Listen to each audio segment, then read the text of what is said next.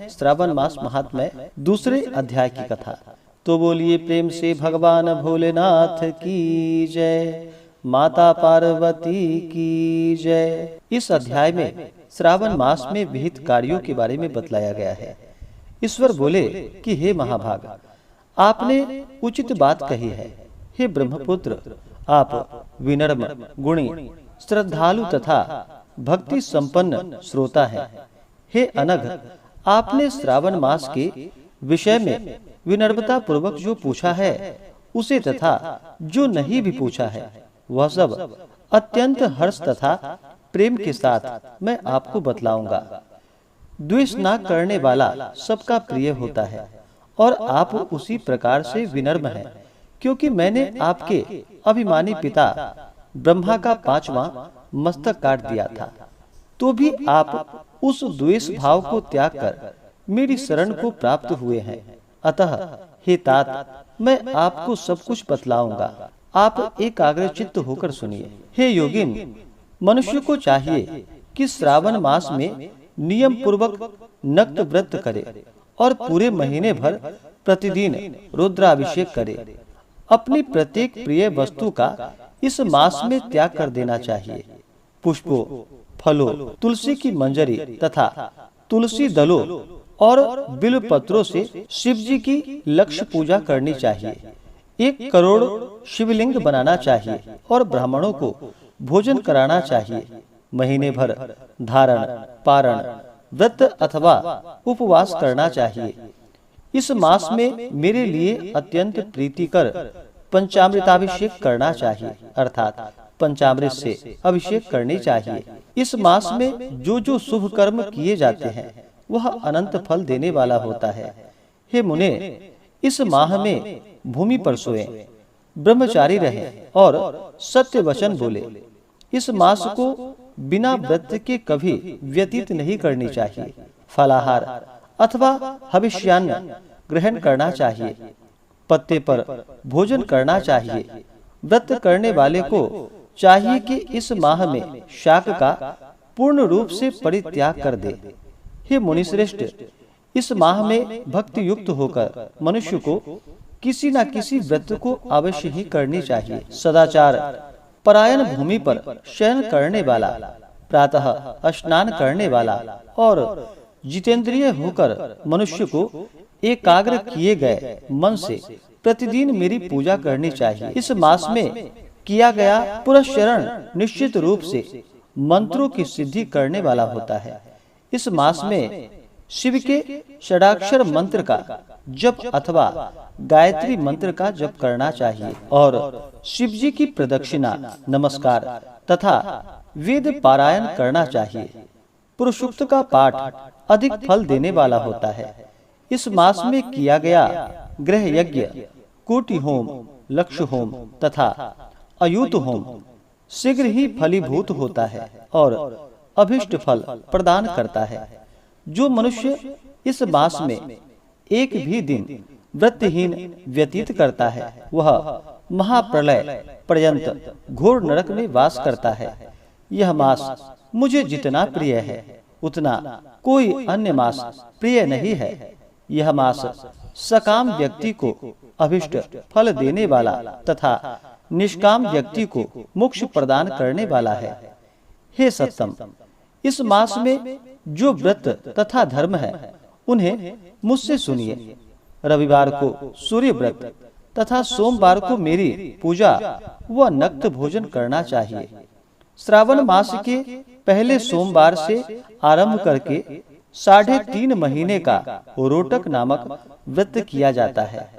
यह व्रत सभी वांछित फल प्रदान करने वाला है।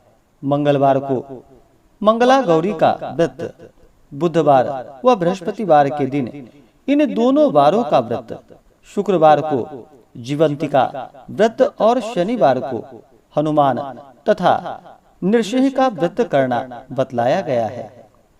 हे मुने, अब तिथियों में किए जाने वाले व्रतों का श्रवण करें।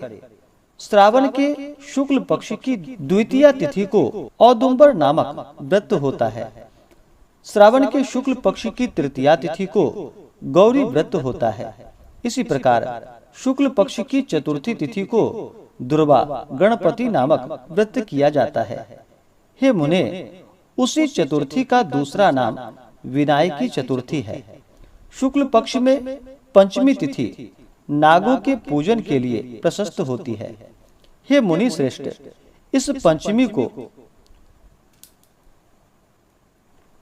रौरव कल्पादि नाम से जानिए। षष्ठी तिथि को सुपौदन व्रत और सप्तमी तिथि को शीतला व्रत होता है। अष्टमी अथवा चतुर्दशी तिथि को देवी का पवित्रारोपण व्रत होता है। इस माह के शुक्ल पक्ष तथा कृष्ण पक्ष की दोनों नवमी तिथियों को नक्त व्रत करना बतलाया गया है। शुक्ल पक्ष की 10वीं तिथि को आशा नामक व्रत होता है। इस मास में दोनों पक्षों में दोनों एकादशी तिथियों को इस व्रत की कुछ और विशेषता मानी गई है।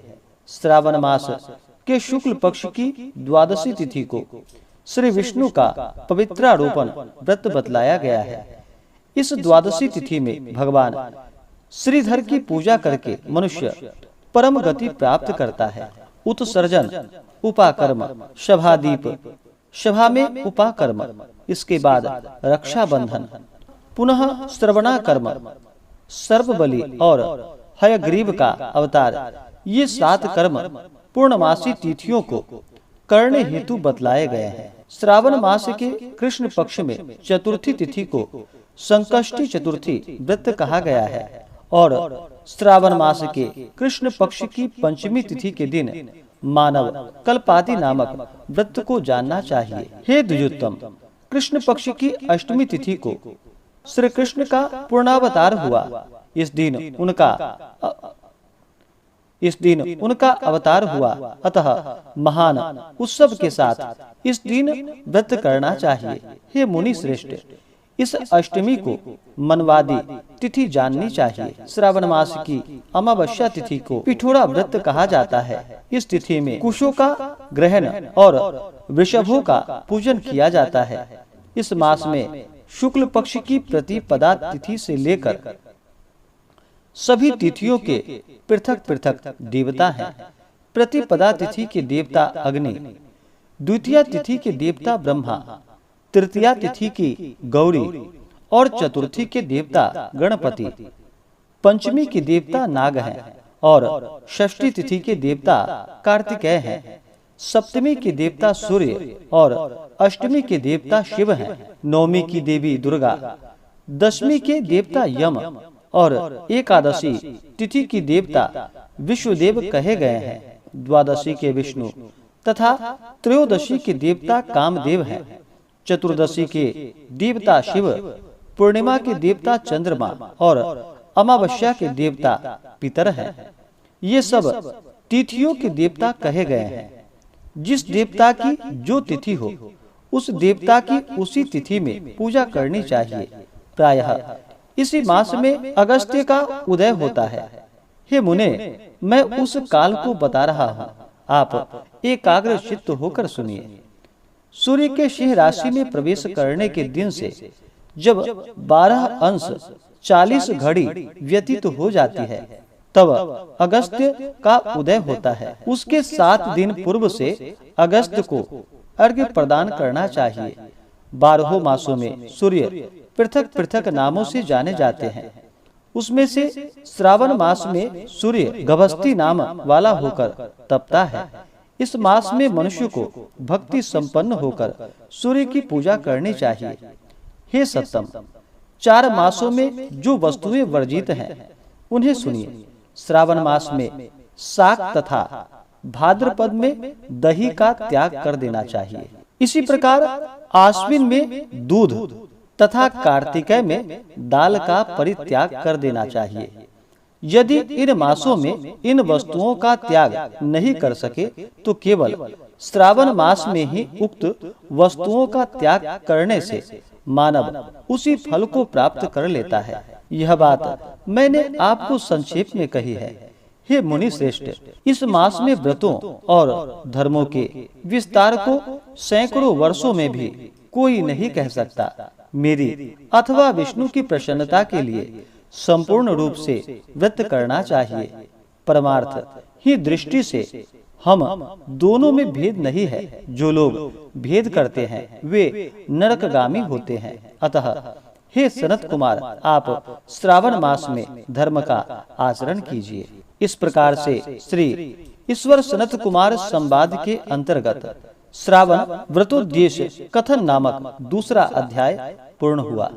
तो बोलिए प्रेम से भगवान भोलेनाथ की जय, माता पार्वती की जय, सर्व देवी देवता की जय।